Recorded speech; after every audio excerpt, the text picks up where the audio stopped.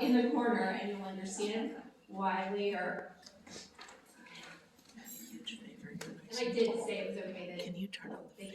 Yes. Yes. They could get a tall person. I feel as if I should have taken stock in a lemon orchard. I would be a millionaire by now. Oh, turn on some air, and that is the amazing thing. Every single one of us faces something on a daily basis. No two of us are going to react to the same situation the exact same way. We all have different fight or flights. We all have different expectations. We all have different experiences. Each of us face something differently. However, what we do have, every single one of us, is we have the ability to make the decision to break down or break through. So remember those two words, break down or break through. We're going to talk about my 2014, okay? I just recently gotten married, we blended families, had great kids that were in high school playing ball. I had the man of my dreams finally, because I was an expert at divorce. Just going to tell you that. In early 2014, actually I guess if you backtrack a little bit, I thought I'd cut my lip. And I had this sore on my lip that stuck around. And December 2013, my sister looked at me and she said, I don't care what's going on with your autoimmune system. Girl, get to the doctor. Because that should have healed up by now. And it didn't. So I went in, they did a biopsy, and they came back and they said, you have skin cancer. I just thought I had a really crappy immune system, but whatever. So they ended up doing Mohs surgery on me, where essentially they have taken off the entire right side of my face into my lip. They have reconstructed my lip and completely reconstructed the right side of my face. I had 3 surgeries. And on my very last one, we were coming home from a doctor's appointment when we got a phone call that it was my mother-in-law, and she was sick and we needed to hurry over. My mother-in-law had Alzheimer's.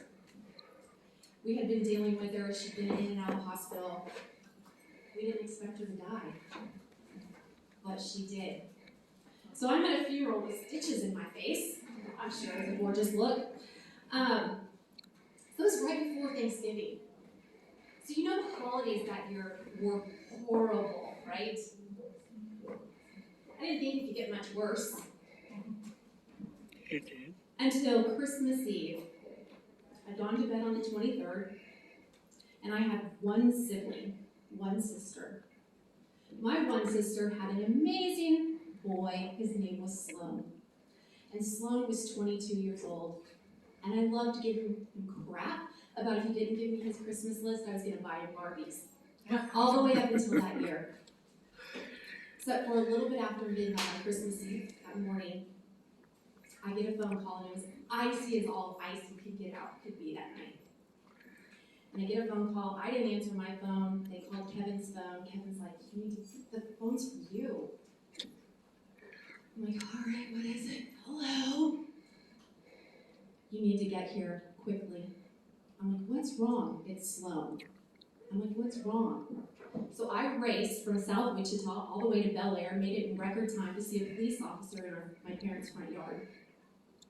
My sister was there. I made it inside the door just long enough for a reciprocating officer to inform my sister that they had stopped resuscitation on my nephew. 22 years old, and he was gone. My sister was in shambles. I remember clutching her as she fell to the ground. I thought losing my mother-in-law was hard. Losing your nephew is even harder. Watching not only your sister, but both your mom and your dad crushed by this loss. Obviously, I had to be the strong one in life. And I was dealing with my own shit. It had gotten to the point where I had recently started with a drug sales company, and I would take trips during 2014 because I was just tired of people asking me how I was. It was rough, you guys. I was tired of being the strong one. It was awful. Well, because of the holidays, they couldn't have a funeral right away. They decided we were going to cremate it, blah, blah, blah, blah, blah, blah. Before we could even get to have his memorial service, my father, who is a functioning quadriplegic, went to do a routine stress test. Is that because obviously he's quadriplegic, he can't get on the treadmill and walk. So they get him on the tilt table, administer the drug, and bam, he seizes. So my mom calls me, and I'm sitting in the mortuary parking lot. Because Strongman had to go take care of business, right? My mom says to me, "You've got to get your sister, and you've got to get to the hospital." Seriously? Why, God? So I rushed right back up to Bel Air, and I grabbed my sister, and I'm trying to be as calm as I possibly can because she is in this mentally fragile state as it is. And I'm like, "Tina, you gotta get out of bed." And she's like, "I don't want to get out of bed." I'm like, "Tina, I need you to put your shoes on, and I need you to come with me." And I'm trying not to scare her. So I take my sister in her elf Christmas pajamas and her tennis shoes. I did get her tennis shoes on her. And we got to the hospital as they're rushing my dad across. We were able to see him in the hallway and say our goodbyes, telling him we'll be right there. Doctor comes out. My sister's a nurse practitioner. So the doctor comes out to tell us that he's going to put a stent in, he's going to put a pacemaker in, blah, blah, blah, blah. And my sister just looks at this man and she says, "You can't lose my father. You can't lose him. We've had too much loss." So he's talking to my sister and she's talking about things, and he says, "Well, you know a lot about medical." And she said, "I'm a nurse practitioner." And he says, "Would you like to come into surgery with me?" She did not have hospital privileges, but my sister walked into the OR at Wesley in her elf jammies and was there holding my dad's hand the entire time. So she was there with him. I can't imagine. Comes out of surgery, he's talking about some bullet hole he's got, and I'm like, "What? You never told us that story."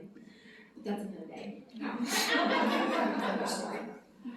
He's on a 50-year gag order, so I gotta get that out of him. So we put this new pacemaker in my dad, and he's supposed to be good to go, right? Pacemakers are supposed to make everything better. My mom goes to visit him while he's in the hospital, and she's hearing a code, and she's watching everybody come flying into a room. My dad is having a heart attack and coding in the ICU.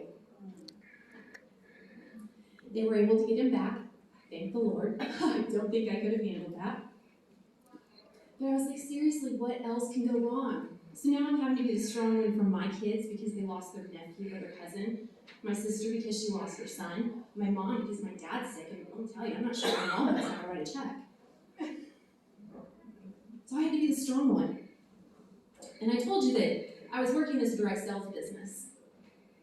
And that direct sales business gave me an outlet to go and do things to get me up every single day. It made me put one foot in front of the other every single day. And I rose through the ranks. And I got to the top. But you know what? It was because people recognized me for my accomplishments and nobody was asking me about the trauma that was going on in my world. Because I was separating. Because that was the only way I knew how to function, was to separate and to be able to move forward. I refused to break down. I was going to break through. Mm-hmm. And so when I made it to the top of that pay plan, I looked around and I was working at the world's largest heat treat company as the only female in management. Wasn't going anywhere else, right? And when I made it to the top, I said, there's got to be something else to do here. There has to be more.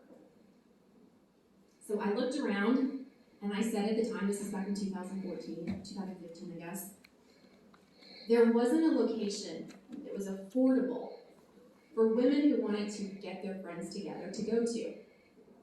So I decided that I was going to make it my mission to open up Suite 109, a brick and mortar place that was affordable. It was $25 an hour. You could rent my location, have your party, have your girls' night, have your wedding, have your whatever you wanted to, but you could do it. I didn't care what company you were with.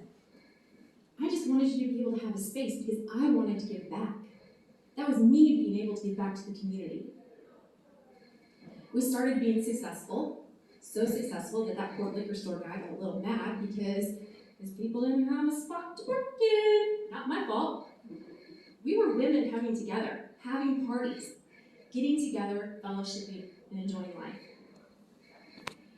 Ultimately, though, because we were so successful, they made the decision they were going to increase my rent, not by 25%, not by 50%, triple my rent.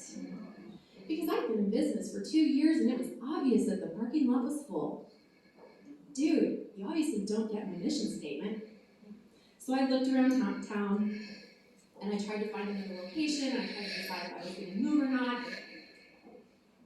And I had to make this heart-wrenching decision to close my building because it just didn't make sense. I couldn't go someplace else and charge $100 or $150 an hour. That wasn't my mission. And I couldn't bankroll it. So I had to make a really hard decision at that point. So I closed my business down, my brick and mortar that I had put blood, sweat, and tears into in October of 2018. I knew that I could either break down or I could break through. And I decided that God had other plans for me, and I don't care if you don't believe in God, I know you believe in something.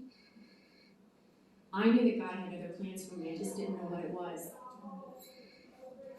So I decided, in the meantime, because I knew I wasn't getting any higher in my company, I'd been working 70 hours a week, I'd been moved inside, I was doing the job of 3 people because us as women, we jump in every single time there is a need, right?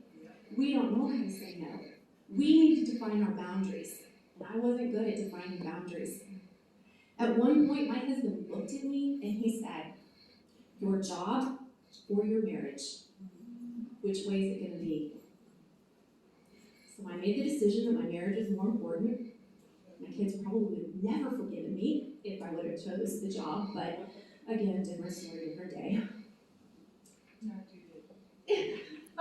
So I decided that I was going to go into business for myself again. And I opened my consulting company. And I partnered with a fabulous woman out of California, which is why my love of California is out there. I have done work with Gulfstream, SpaceX, Honeywell, FACC, local companies here.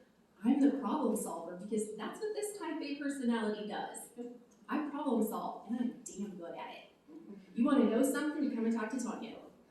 You want to have somebody tell you to get moving, come talk to Tonya. I'm not going to sugarcoat it. I like to tell everybody in my business, I walk into a facility, and I basically tell you, because there's no reason for me to show up unless you're not doing your job, right? So let's just get that out there. If you're doing your job, there's no need for me to show up.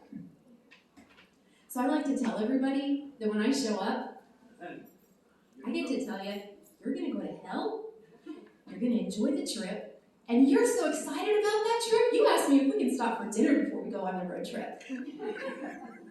Because that's how effective I am at what I do, because they know that they've screwed up. So I was focusing all of my energy on that now. And then Kevin got sick. This husband of mine, out of the blue, got sick. Vicki was holding a conference, and she asked me to come and just say some things, and I was actually out of town because that's what I was doing for work, was I was traveling. And I flew into town, did her conference, but like October, November timeframe of 2018, he started really not feeling well. And he felt so badly at the end of the day, like he was like, I can't breathe. I feel like just something's wrong, my feet are swollen, and I'm like, go to the freaking doctor then. Dang, quit being a baby.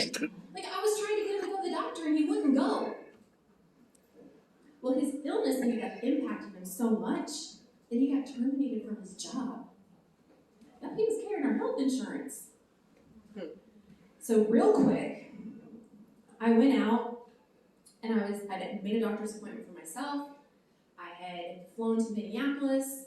I was sitting in Minneapolis at a supplier, and I just had this wild idea to call and make him a doctor's appointment without his knowledge. You know, that's always really good, right? So I called, and his regular doctor couldn't see him. Somebody else in the office could, because it was Christmas time, end of year. They were all on vacation, probably in the Bahamas. I called him and I said, okay, Dr. So-and-so can see you. If you can be at our doctor's office within an hour at 2:10 or whatever, they'll see you. He mumbled and grumbled, but he went. I called him afterwards to check to see how it was. And let me tell you, if you ever have a mad husband, the guy doesn't know me, he didn't diagnose anything, he didn't give me any medicine, that was a waste of time, a waste of energy, waste of money, blah, blah, blah. And I was like, well, what did he do? Well, he drew labs. And I said, okay, great, he drew labs, we'll get some information, then he can prescribe you an antibiotic. I mean, like, he can't just blindly prescribe you something. And in my head, I didn't think that was a waste of money, because at least I could get one round of antibiotics in him. So, hung up the phone, I'm like, just calm down, we'll figure it out. We'll wait for the doctor to call. So like any good female does when she goes out of town on business and she's left alone, I went shopping. And I was walking into the Mall of America, and my phone rings. And it's my doctor's office. And I'm like, oh, they must be calling me about something that I had done. And I'm like, hello? Yeah, we're trying to get a hold of Kevin. Well, he's in Kansas, I'm in Minneapolis, I can't really help you, but I'm on his list, you can talk to me. No, we can't talk to you. What are you talking about? Why can't you talk to me? Let me be very clear, Mrs. McCullough. That's my mother-in-law. If we don't have your husband on the phone talking to us within 5 minutes, we're doing a 911 welfare check. Hold, please. Let me try to three-way call him. I won't argue the fact that I'm on his account anymore. So I call him. He doesn't answer. I'm like stressing out, thinking that I need to call one of my kids, have them show up at the house, get him on the phone. He calls me back. I'm like, hold, please. He's calling me back. So I three-way call, and I'm like, Kevin, it's the doctor's office. I don't know what it is. They won't talk to me. The nurse says, give me one moment. I'm getting the doctor on the line. So the doctor gets on and starts asking a few questions and says, have you noticed any blood in your urine? Have you noticed in your, like going through this level, like questions. And I'm like, okay, what's going on? And the doctor says, your protein, or not your protein, your hemoglobin is like 1.2. So you must be bleeding from someplace. And your creatinine number is at 16.6. Okay, for all of us non-medical people, normal creatinine is like 0.25 to like 1.6. It was 16.6. They said, you need to be a direct admit to the hospital. And I'm like, how are you going to get there? Hold, please. Let me call the kids, and I'll get one of the kids to drive you. I said, Kevin, pack a bag. So they got him going. I'm trying to call our travel agent, or why I'm now a travel agent, and trying to figure out how I can get back to Wichita. Because if my husband has to be on a direct admit to a hospital, and he's got these lab numbers like this, like, what's going on? So I called the travel agent, and she's like, there's a flight that leaves in 1 hour. If you can get across town through security, blah, blah, blah, you can get on that flight. I said, book it, I will be there. I'm flying across Minneapolis, throwing my keys at the rental car agency girl, and I'm like, sorry, I didn't put gas in the car, charge me whatever you want, you got my credit card, gotta go. And I'm running through the airport, and I make it as she's last calling my name. She slams the door shut, and I'm like, oh, made it. Okay, so I get back to Wichita, and I'm to the hospital within 2 hours of him being admitted to the hospital. 2 hours. The next morning, the doctor comes in and says, All of our labs say that your husband is in end-stage renal failure. Do what? And they're like, end-stage renal failure, that's the reason why his hemoglobin level is so low, that's why his creatinine number is so high, because when you're in end-stage renal failure, your body doesn't produce those red blood cells. So we've got to stop the bleeding, we've got to do emergency dialysis, we're taking him to surgery. So they insert a femoral. We're not telling our kids, because they gave us this possibility that once we get some of the fluid off of his body, that's the reason why he couldn't sleep, couldn't breathe, because his body was pumping, he couldn't pump the fluid off of him.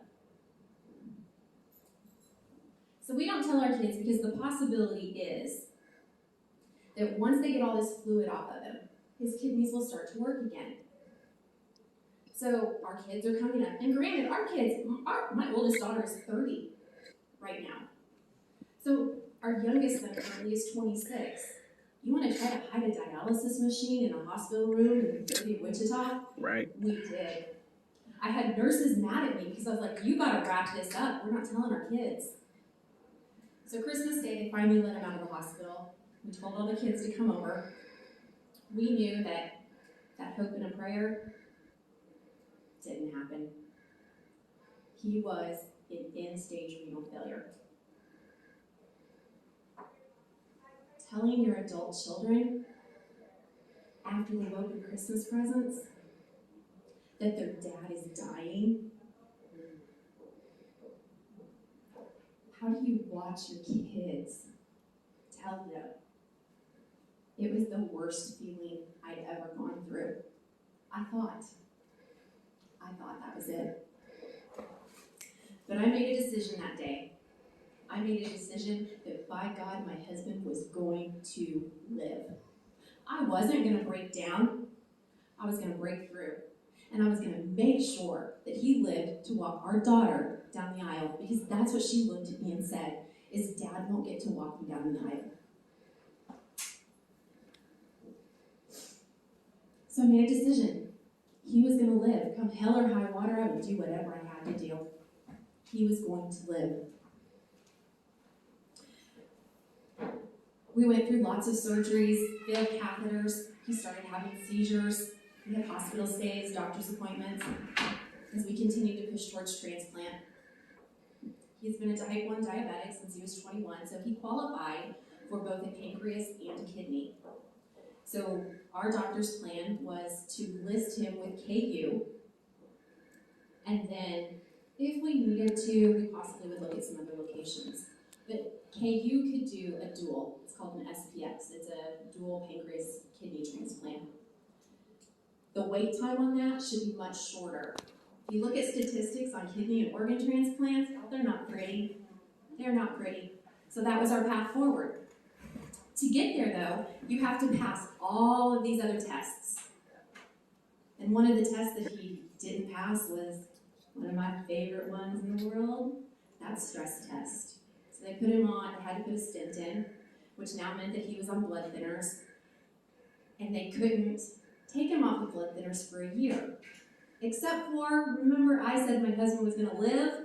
And so I did my own research, and studies show that there's absolutely no evidence that the additional 6 months of blood thinners does anything to improve your chances. So I presented my case facts to his surgeon, and my surgeon, our nephrologist, our transplant team, and the cardiologist all agreed that I was correct. We could shorten it from a year to 6 months. So we waited out 6 months. So then we started getting everything going. We spent about 6 weeks in a hospital room at the beginning of 2020. I have slept in more uncomfortable recliners than anyone should ever have to want to sleep in. Right. But I did it. However, my husband was so sick that the nephrologist walked in on one of his last days, and he looked at me and he said, Tonya, if he doesn't get a transplant this year, he's not going to make it. And I'm like, oh, no, he isn't. He's going to make it. And he's like, well, then we've got to dual list him. One of the other things was is that they had told us in 2018, had I not have forced that doctor's appointment, my husband would have been dead before the first of the year. because his numbers were so low. So I'm glad I did force that. So we decided that we were going to push forward, get dual listed, do whatever we had to do. Because I wasn't breaking down, I was gonna break through. I'm that type A personality, and I'm just gonna keep on pushing. He didn't do any of the work, let me tell you. I did it all. But then in March, COVID hit. We're pretty sure that we both had COVID in January before they thought that it came to the US. That was one of the reasons for a hospital stay. He had a blood sugar of 1,074. Jesus. My husband was withering in front of me. I knew that if he didn't get that transplant, that he was gone. He was going to be gone. In the middle of all of this, I went in for what I call my simple little surgery because, remember that little spot on my face and all my dermatology appointments and things like that? Well, there were 3 spots that they needed to take off. One on my chest, one on the front of my arm, one on the back of my arm. They burned off like a dozen other, whatever, the little minor things. So we had surgery. And I had this spot on the back of my arm that had popped up. And when they biopsied it, they said it was a blue nevus, which is basically a fancy word for it's a mole, but it's purple. But it's at a cellular level, so we should probably go ahead and take that off. Fine, whatever, you're already there anyways, go for it. Except for when they opened it up and they went to take it off, instead of pretty pink flesh underneath it, I had a cluster of nodules underneath it. So of course he cut those out and he sent them off to pathology. And it came back as malignant melanoma. Okay? So I got a sick husband, and now you're telling me that I've got cancer. All right, I'm not gonna break down, I'm gonna break through. I'm gonna be all right with that. I'm okay with that diagnosis because guess what? I'm young, I'm healthy, I am vibrant, I'm a type A personality, and there's nothing you can do to keep me down. So my oncologist sent me to a surgeon.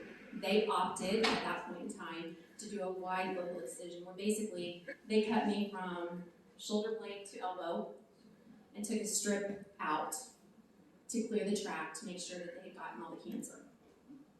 Okay, that's fine.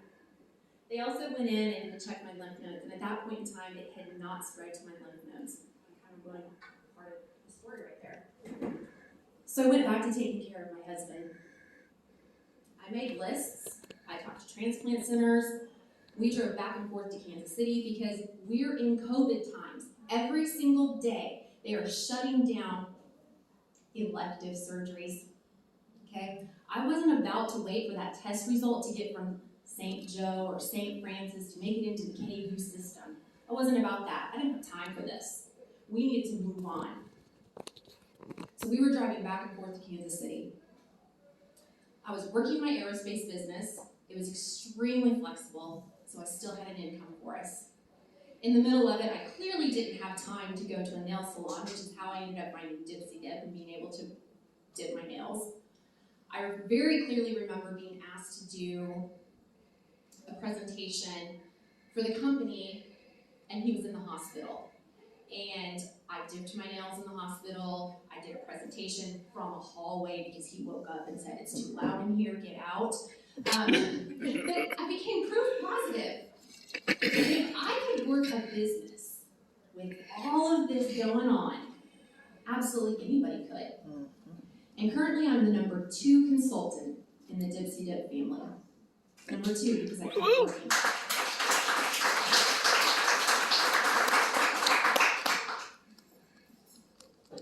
I had dropped him off at dialysis, which if you know anything about dialysis, it's a commitment, you guys.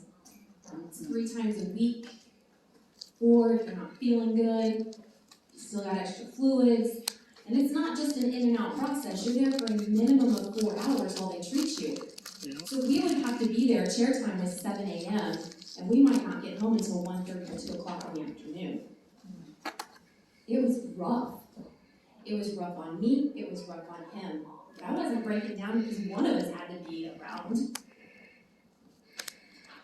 So one of the scans that we went in for was to confirm where they could actually transplant the pancreas. And duals aren't very common. But in that year's time frame, now that we were back on track, that year time frame, he got a lot of scar tissue. Because guess what? As your body's not producing things, things settle. And all of these abdominal surgeries, so KU wouldn't do a dual. And I had dropped him off at dialysis that morning. They had gone to committee. And I remember the transplant coordinator calling me, and my best friend and I were walking at Cedric County Park, and the phone rang. And she called and she says, Tonya, we just disqualified him from the dual. And guys, I fell to my knees, and I'm bawling, and she's like, are you okay? And I'm like, yep. Okay. So now I get to go back and tell my husband, because guess what? She's not going to call a second person and tell him this. So now I have to be the one to tell my husband that he's not going to get it. And I said, so what are we looking at? And she said, at a minimum, you're looking at 3 years before he gets a kidney transplant with his blood type. And by this time I quit crying, and I said, well, I'm sorry, that's just not going to work for me. And she said, well, that's the way it works. And I said, it's not going to work that way for us. Marcy was like, do you want to go home now? And I'm like, nope, let's finish our walk. And so as we're walking, I'm planning, I'm searching, I'm Googling. There are other hospitals, other transplant facilities that will do dual transplants. Even if you have hardened arteries, there's different techniques. So guess what? I made my list and I started going with plans C, D, E, and F because A and B weren't working out. Come on. I actually called back and I said, what about, could you temporarily list him and like every month we can do a CT scan. We'll drive up every single month and you can do a CT scan and see if he possibly could, if like a kidney comes open in that point of time. So she went back to the table and she came back and she said, they said they've never had anybody ever ask that question. I'm like, well, I told you I would go to. I'm a GTSD girl, shit done. So I had my other plans. So on July 9th, she called us and she said, and July 9th is a very big day because it was my husband's birthday. She called us about 5 p.m. and she said, all right, we officially have him listed for kidney only. I'm like, great, at least he's listed for a kidney because I can transfer his wait time to any other facility. She's like, man, you know the system better than I do. I'm like, heck yeah, I do, because I got a plan. I am not breaking down, I am breaking through. I'm going to break down every wall you put in front of me. See it go, girl. A friend of mine had called me the day before, and she had asked the question, so if somebody were to want to donate an organ in your husband's name, how would it work? Like, they're on life support. And I'm like, you know, I don't know. Let me ask the question. So I called our transplant coordinator. She said, well, now that he's listed,